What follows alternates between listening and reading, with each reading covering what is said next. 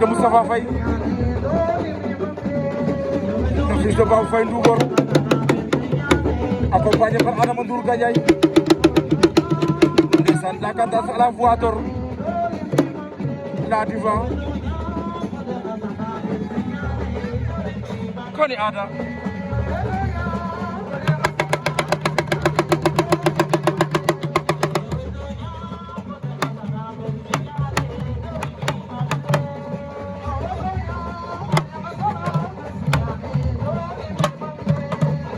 waaw mais lu waay doon mu leer maa la ko wax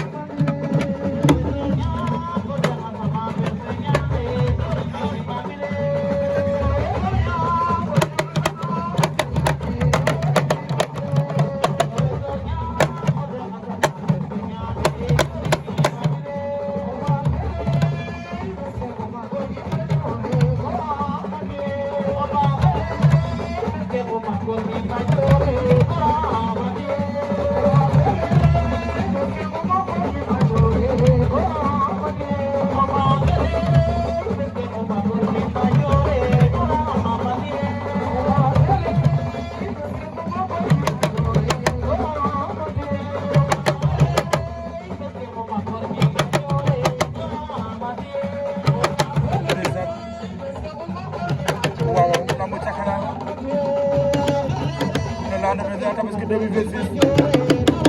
on est le 29 mai 2026 nee naa ni histoire na ko bind Moussa Faye boobu le fils de Babou maa la ko maa jël ma Sali Faye rakk ja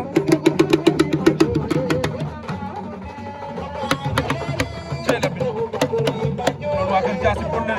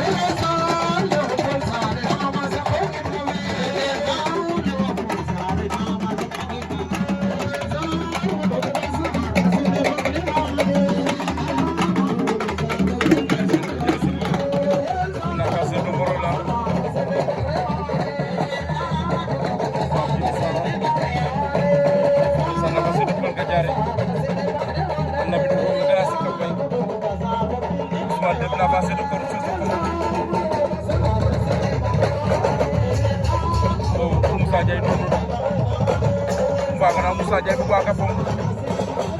la ba so don don ko jaasi pour borom Morolan Cheikh borom Sara Pati Sade jantal pata ndeysaan jéema falu waaye adi burongo ndeysaan ni adi burongo Cheikh Adjum ndeysaan le grand le frère mu jëm fi ala jéema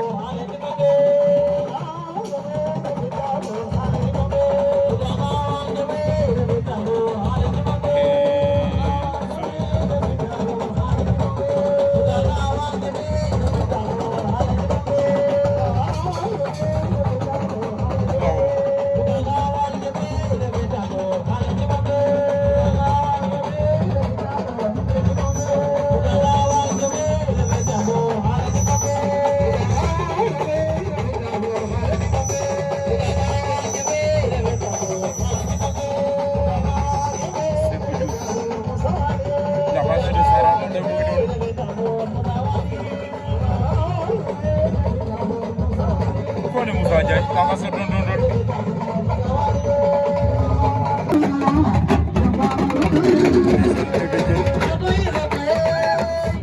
Papa Sow de Cakalar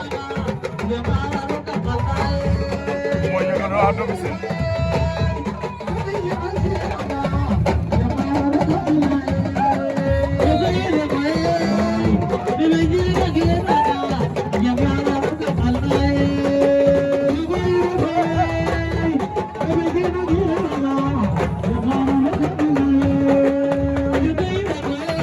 fi dëkkam la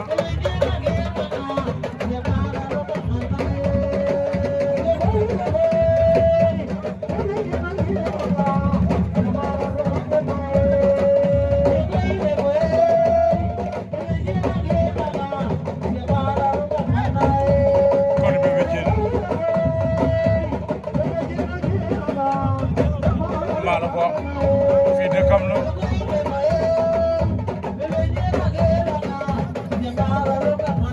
nee na fii moo ko moom nee yàlla rek a bind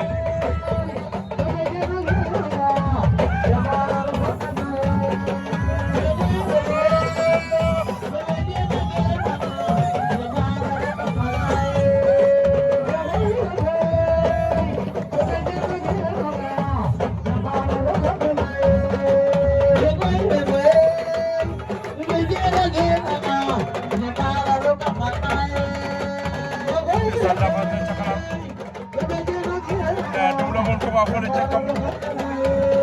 yàlla su borom may ko